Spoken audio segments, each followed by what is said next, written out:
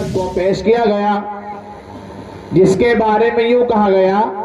कि मोहम्मद की मोहब्बत में मदीना खूबसूरत है, मोहम्मद की मोहब्बत में मदीना खूबसूरत है, मदीना क्यों न चमकेगा, मोहम्मद खूबसूरत है। अब उसके बाद नात नबी के बाद अगर किसी चीज का मकाम और मर्तबा है, अगर किसी चीज को किया जाता है तो वो तकरीर है। अब मैं वक्त की किल्लत को मद्देनजर रखते हुए बगैर किसी ताखीर और बगैर किसी तमहीद के मैं कहना चाहता हूँ, सुना है लोग उसे आंख भर के देखते हैं तो उसके शहर में कुछ दिन ठहर के देखते हैं, अगर वो बोले तो बातों से फूल झड़ते हैं, अगर ये बात है तो बात करके देखते हैं। मेरी मुराद हज़रत मौलाना मोहम्मद अहमद साहब से दरख्वास्त है कि हजरत वाला तशरीफ लाएं और अपने मवाज हसना से सामाईन के दिलों को मुस्तफीज फरमाएं।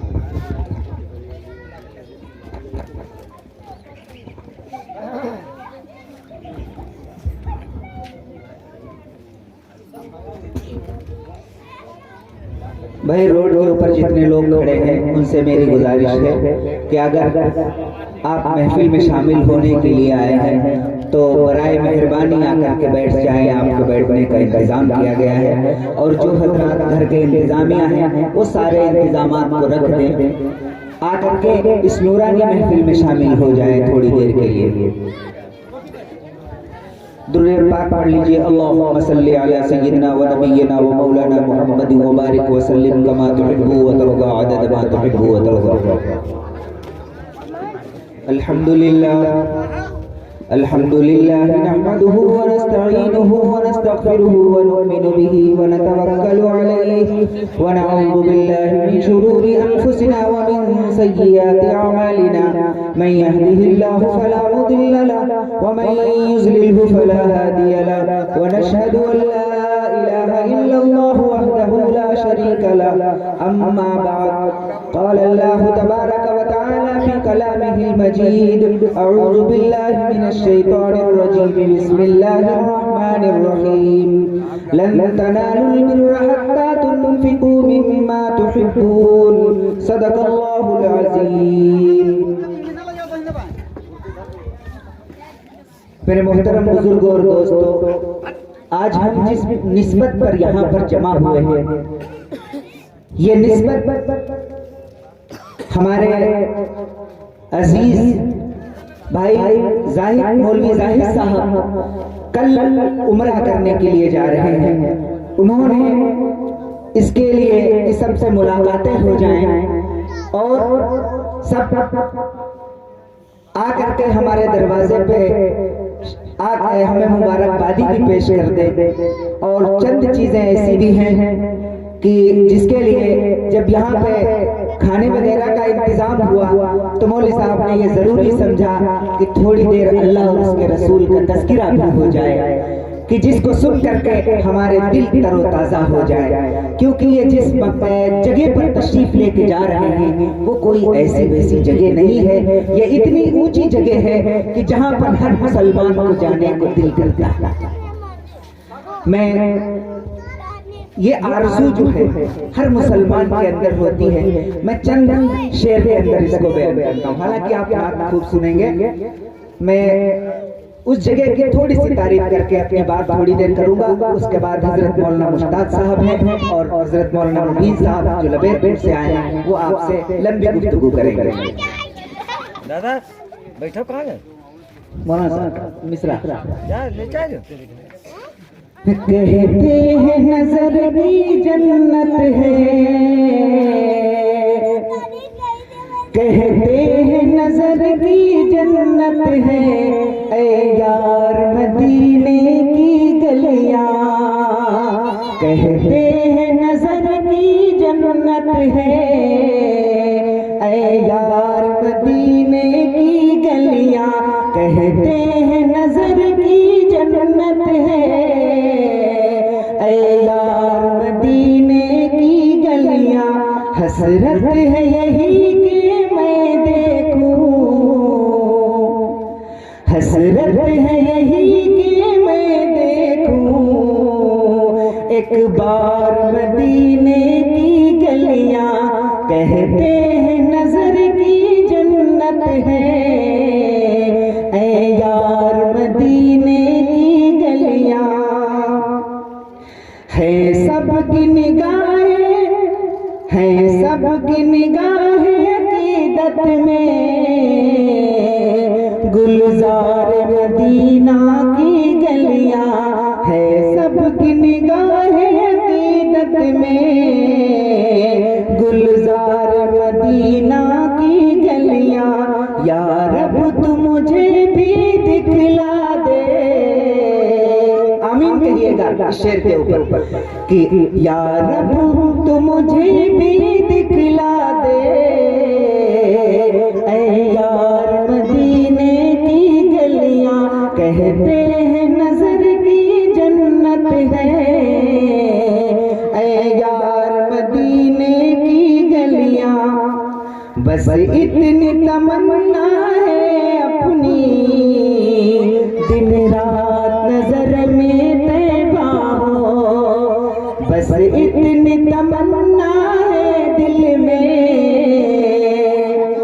بس اتنی تمنا ہے دل میں، دن رات نظر میں طیبہ ہو، بس اتنی تمنا ہے دل میں، دن رات نظر میں طیبہ ہو، تصویر میں نے دیکھی ہے، تصویر میں نے دیکھی ہے، دو چار مدینے کی گلیاں، تصویر میں نے دیکھی ہے، دو چار مدینے کی گلیاں، کہتے ہیں نظر کی جنت ہے، اے یار مدینے کی گلیاں۔ یہ چند اشعار میں نے حضور اکرم صلی اللہ علیہ وسلم جو ہم سب کے آقا، ہم سب کے رہنما، ہم سب کے سب کچھ جو ہے ان کے شہر کی یہ چند گلیاں تھیں جو ہم نے کچھ شعری انداز میں آپ کے سامنے رکھی۔ میرے دوستو، ابھی خطبے کے دوران میں نے ایک آیت کریمہ پڑھی تھی کہ لن تنالوا البر حتى تنفقوا مما تحبون۔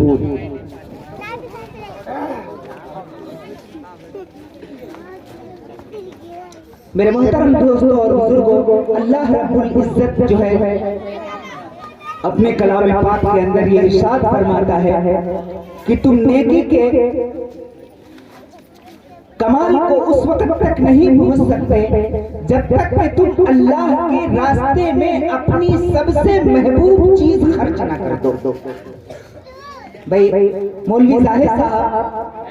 جب روانہ ہوں گے وہاں کے لیے تو ان کے دل کے اندر جو کیفیات ہوگی، اللہ کرے ہم سب کو یہ لمحہ نصیب ہو جائے، اور جس رغبت کے ساتھ میں انہوں نے اپنا پیسہ خرچ کیا ہے، اللہ ان کے اس جانے کو اور اس پیسے کے خرچ کو قبول فرمائے، کیونکہ انہوں نے بڑے دل سے یہ تمنا کر رکھی تھی۔ ہم سے جب ملاقات ہوتی تھی، میرے والد محترم اور حاجی صاحب جو اپنے یہاں جو انتقال، دونوں لوگ تقریباً ایک ساتھ میں حج کو گئے تھے، اور دونوں لوگوں کو دیکھ کر کے مولوی صاحب کی یہ تمنا تھی کہ کاش اس شہر کو میں ایک بار پہنچ جاؤں، لیکن پیسہ ہو کسی کے پاس پیسہ چاہے جتنا ہو، وہ اس وقت تک نہیں پہنچ سکتا جب تک کہ اللہ اسے توفیق نہیں دیتا۔ پیسہ ہونا بہت بڑی بات نہیں ہے، یہ دل سے جب کسی کو اپنے رسول سے محبت ہوا کرتی ہے تب اللہ رب العزت اس کی توفیق عطا فرماتے ہیں کہ وہ ان کے گھر پہ جا کر کے بیت اللہ کی اور مسجد نبوی کی یا روضہ رسول کی زیارت کر سکے گا۔ میرے محترم دوستوں اور بزرگوں، یہ ایسے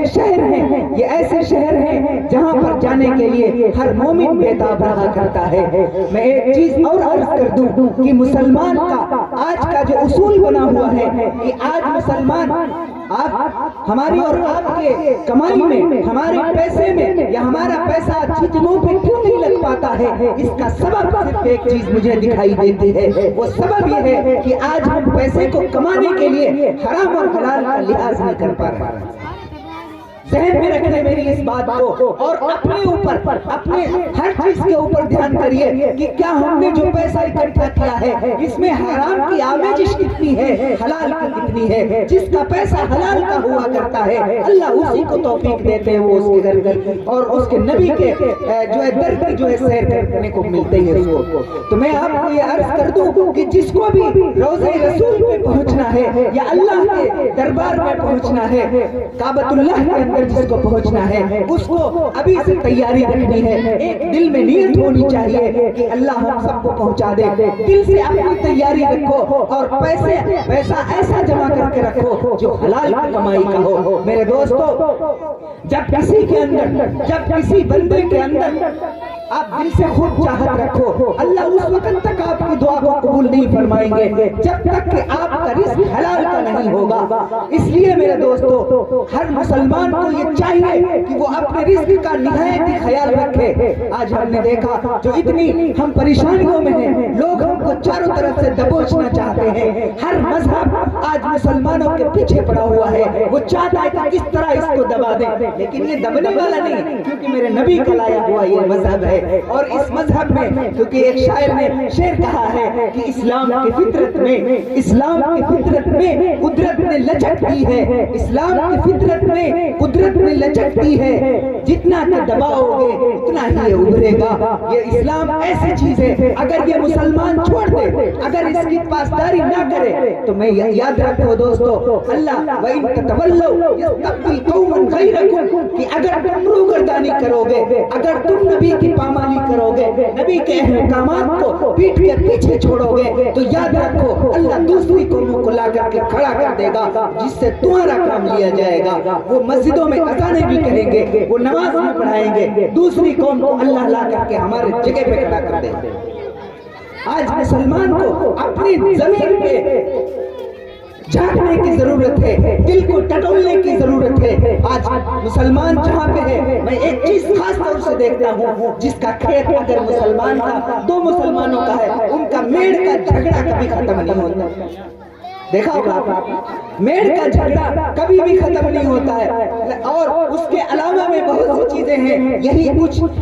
بنیادی باتیں ہوتی ہیں جس کی بدولت ہمارے پاس پیسہ، ہمارے پاس ہر چیز ہونے کے بعد ہم ایسے ملکوں کی جو اللہ کے نبی صلی اللہ علیہ وسلم کا گھر ہے، جہاں پہ آپ پیدا ہوئے، جو کعبۃ اللہ یعنی مکہ المکرمہ ہے، اس جگہ پہ بھی ہم نہیں پہنچ پاتے ہیں۔ اس میں سب سے بڑا رول اور سب سے بڑا جو ہے اس کے اندر اس کا کارن یہ بنتا ہے کہ ہمارا رزق، ہمارا پیسہ حلال کا نہیں ہو پاتا ہے، اس لیے اللہ ہمیں نہیں بلاتے ہیں۔ میں اور ایک چیز یاد رکھو کہ دل میں تڑپ پیدا ہو جائے، آپ غریب بھی ہیں، آپ غریب ہو، کتنے بھی غریب ہو، اللہ آپ کی بھی سن سکتا ہے، آپ کو بھی وہاں پہ پہنچا سکتا ہے۔ جس جگہ پہ اللہ نے مولوی صاحب کو بلایا ہے، اس جگہ آپ کو بھی بلا سکتا ہے۔ میں آپ کو بتا دوں، میری مالی حیثیت کا نظام مولوی صاحب کو خوب اندازہ ہے۔ میں 3-4 بگھے کا میرے والد صاحب جوتکار تھے، اور ہم دو بھائی، دونوں کو انہوں نے عالم بنایا، دونوں عالم بنے، 4 مہینے کی سب کو شادیاں کری اور اس کے بعد حج بھی کرائے، جبکہ کمائی کا ایک آدمی کا ذریعہ اتنا ہو، 4 لڑکیوں کی شادی کے باوجود اتنا پیسہ اکٹھا کر لے کہ حج کو چلا جائے، لیکن نہیں، ایک دل میں تمنا تھی، اور وہ تمنا ایسے اللہ نے قبول کی کہ چند لمحوں میں سارا انتظام ہو گیا اور آرام سے حج کرنے کو چلے گئے۔ دوبارہ کی بھی تیاری انہوں نے کر رکھی تھی، لیکن اللہ نے اپنے پاس بلا لیا۔ یہ الگ بات ہے۔ میں آپ کو بتاؤں، اپنا جب تک ہمارے دل کی گہرائیوں میں ہمارے نبی سے محبت نہیں ہوگی، جب تک کہ ہم اللہ کے نبی کے اوپر درود نہیں بھیجیں گے، جب تک ہم اللہ کے نبی صلی اللہ علیہ وسلم کو شام اور صبح میں چند درود نہیں پڑھیں گے، تب تک جو ہے ہمارے نبی ہماری طرف متوجہ نہیں ہوں گے، اللہ ہماری باتوں کو نہیں سنے گا۔ اس لیے سب سے پہلی سنت جو اللہ کے نبی صلی اللہ علیہ وسلم کی اور ہمارے نبی کی آنکھوں کی ٹھنڈک ہے، سب سے پہلا کام اگر کسی کو جانا ہے تو سب سے پہلا کام یہ کرنا ہے کہ نماز کی پابندی، رزق حلال کے بعد میں نماز کی پابندی بھی ہو، اور اس کے ساتھ ساتھ درود کا ایک تسبیح صبح اور شام کی یہ ہر مسلمان کو ضروری ہے کہ وہ صبح اور شام 100 مرتبہ اپنے اس محبوب آقا کے اوپر درودوں کا نذرانہ ضرور پیش کر دیا کرے، جس آقا نے ہمارے لیے بہت کچھ کر کے گئے ہیں۔ میں ایک چھوٹا سا واقعہ اپنے آقا کا بتا کر کے میں اپنی بات کو ختم کرتا ہوں کہ حضرت امام حسین رضی اللہ تعالیٰ، آپ جانتے ہیں نا 10 محرم کو تو خوب یاد رکھ رہے ہیں، 10 محرم کو یاد ہے۔ حضرت حسین رضی اللہ تعالیٰ عنہ کے بارے میں بھی کچھ یاد ہے، ذہن میں دوڑائیے۔ صرف 10 محرم میں حسین یاد کرنے کے لیے نہیں، پورے سال میں ہر وقت یاد رکھنے کے قابل۔ جب یہ چھوٹے تھے تو حسن اور حسین، جب بچپن کا زمانہ تھا تو حضور اکرم صلی اللہ علیہ وسلم حضرت حسن کے لب کو بوسہ دیا کرتے تھے، حضرت حسن کے لبوں کو بوسہ دیتے تھے اور حضرت حسین کے گلے کو بوسہ دیتے تھے۔ کسی نے جب پوچھا کہ اے اللہ کے نبی، آپ حسن کے تو لبوں پہ، حسن کے لبوں کو بوسہ دیتے ہیں اور حسین کے گلے کو دیتے ہیں، کہا ہاں میں جانتا ہوں کہ میری امت کا ایک فرد جو میرے اس بیٹے کا خون بہائے گا۔ بچپن میں حضور کو اس بات کی اطلاع تھی کہ میرا یہ بیٹا یا نواسا میدان کربلا میں شہید ہو جائے گا۔ جب چھوٹے تھے تبھی حضور کو یہ پتا تھا۔ اب آپ اندازہ لگائیں، کبھی میرے نبی نے حضرت حسین رضی اللہ عنہ کو بچانے کی دعا نہیں مانگی کہ یا اللہ اگر حضور اللہ سے یہ کہہ دیتے کہ میرے نواسے کی جان کربلا میں نہ لی جائے، ان شیطانوں سے میرے نواسے کو بچا لے اللہ، کیا اللہ آپ کی دعا کو رد فرماتا؟ غور کریے گا اس بات پہ، کبھی رد نہیں ہوتی دعا، لیکن نہیں، قربان جائیے اپنے نبی کے اوپر جسے ہم ہر وقت جو ہے پریشان کرتے ہیں، نمازیں نہ پڑھ کر کے اور ان کی پامالی کر کے سنتوں کی انہیں تکلیف دیتے ہیں۔ جب حضور اکرم صلی اللہ علیہ وسلم کی دنیا سے رحلت کا وقت آتا ہے تو جبریل آتے ہیں، اللہ کے نبی سے پوچھتے ہیں کہ اے جبریل، اے اللہ کے نبی، آپ کو اللہ نے بلایا ہے، آپ کا کام دنیا میں تمام ہو چکا ہے، آپ چلیں، اللہ نے آپ کو بلایا ہے۔ جب یہ بات آئی تو حضور اکرم صلی اللہ علیہ وسلم نے پوچھا کہ اے جبریل، میرے رب سے پوچھ کے آؤ کہ میرے بعد میری امت کا عالم کیا ہوگا۔ غور کریے گا، میری طرف توجہ کریے، اپنے نبی کی بات کو، بس چھوٹا سا، ذرا بڑا نہیں ہے، بہت چھوٹا واقعہ، لیکن ذہن میں لے کے جائیے اس واقعے کو۔ جب حضور صلی اللہ علیہ وسلم نے پوچھا کہ اے جبریل آپ جاؤ اور اللہ سے یہ پوچھ کے آؤ کہ میرے بعد میری امت کا حال کیا ہوگا۔ جبریل گئے، جب واپس آئے تو کہا کہ اللہ یہ فرماتے ہیں کہ آپ کی امت کو بے سہارا نہیں چھوڑا جائے گا۔ کیا فرمایا؟ کہ آپ کی امت کو بے سہارا نہیں چھوڑا جائے گا، آپ کی امت کی شکلیں تبدیل نہیں کی جائیں گی، آپ کی امت کو ایک بار بھی ختم کوئی نہیں کر سکے گا، کوئی نہیں کر سکے گا۔ اس وقت میرے آقا نے فرمایا کہ الآن قرۃ عینی، الآن قرۃ عینی، کہ اب میرے دل کو سکون مل گیا، میری آنکھوں کو ٹھنڈک مل گئی، اب مجھے سکون ہو گیا۔ جب یہ بات کہی اور اسرائیل علیہ السلام کو اجازت دی کہ اے اسرائیل مجھے اب اللہ کے پاس لے چلو، جب اسرائیل آئے، اسرائیل علیہ السلام آئے اور حضور اکرم صلی اللہ علیہ وسلم کی روح مبارک کو جب انگوٹھوں کی طرف سے کھینچنا شروع کرتے ہیں، جب کھینچنا شروع کرتے ہیں تو حضور اکرم صلی اللہ علیہ وسلم کو، ہمارے آقا کو جب تکلیف ہوئی تو کہنے لگے اے اسرائیل تم کر کیا رہے ہو، تم کر کیا رہے ہو؟ تو کہا اے اللہ کے نبی میں آپ کی روح کو آپ کے جسم سے الگ کر رہا ہوں۔ اتنی تکلیف ہوتی ہے روح کو جسم سے الگ کرنے میں، تو اسرائیل کہنے لگے کہ اے اللہ کے نبی، آپ اللہ کے بڑے ہی برگزیدہ اور سب سے محبوب بندے ہیں، دنیا میں آپ سے زیادہ کوئی محبوب نہ پیدا ہوا ہے نہ پیدا ہوگا، اس لیے آپ کی روح کو میں اتنی آسانی سے نکالنے کی کوشش کر رہا ہوں جس سے آسانی کے ساتھ میں اور نہیں نکال سکتا۔ ہمارے آقا نے فرمایا کہ اے جبریل، اے اسرائیل، کیا یہی حال تم میری امت کا کرو گے؟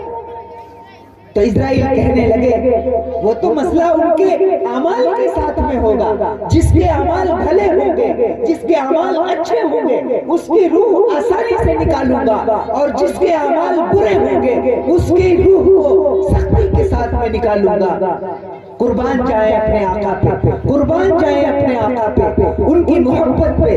میرے آقا نے فرمایا کہ اے اسرائیل، جو طاقت، جو زور تمہیں میری پوری امت پہ لگانا ہو آج میں اس محمد پہ لگا لو، میرے پہ لگا لو، لیکن خبردار میری امت کو تکلیف مت دینا، میری امت کی روح آسانی کے ساتھ میں نکالنا۔ یہ وہ نبی ہے جو ہمارے لیے اتنا کر کے گیا ہے، اور ہم ہیں کہ اس کا ذرا سا پاس ہمارے نہیں رہتا ہے، اس کا لباس ہمیں پسند نہیں، اس کا چہرہ ہمیں پسند نہیں، اس کا کوئی بھی عمل ہمیں پسند نہیں آتا۔ ہم سوچتے ہیں کہ یہ مولانا لوگوں کی دقیانوسی ہے، یہ مولانا لوگ بتاتے رہتے ہیں، ہم ایک کان سے سنتے ہیں دوسرے کان سے نکال دیتے ہیں۔ جس طرح سے ہم دنیا کے اندر روح گردانی کرتے ہیں اپنے نبی کی، یاد رکھو اگر میدان محشر میں ہمارے نبی نے اسی طرح ہم سے منہ موڑ لیا تو کیا ہوگا؟ ہمارا کوئی پرسان حال نہ ہوگا۔ اس لیے میرے مسلمان بھائیوں، میں آپ سے بڑے ہی ادب سے یہ کہنا چاہتا ہوں کہ اپنے نبی کی محبت کو اپنے دل میں بٹھا لو، اور اس کے ساتھ ساتھ اپنے رزق کو حلال بنا لو، اور جو آقا کی آنکھوں کی ٹھنڈک نماز ہے اس کی پابندی کر لو۔ انشاءاللہ تمہیں بھی جانے کا موقع مل سکتا ہے، حج کے لیے بھی جا سکتے ہیں، عمرے کے لیے بھی جا سکتے ہیں، ہر عمل کر سکتے ہیں۔ اللہ ہم سب کو عمل کی توفیق نصیب فرمائے، اور ہم سب کو جو ہے اپنے محبوب گھر کے اندر اور اپنے محبوب کے گھر کے اندر بلانے کی توفیق، جانے کی توفیق نصیب فرمائے۔ وآخر دعوانا ان الحمدللہ رب العالمین۔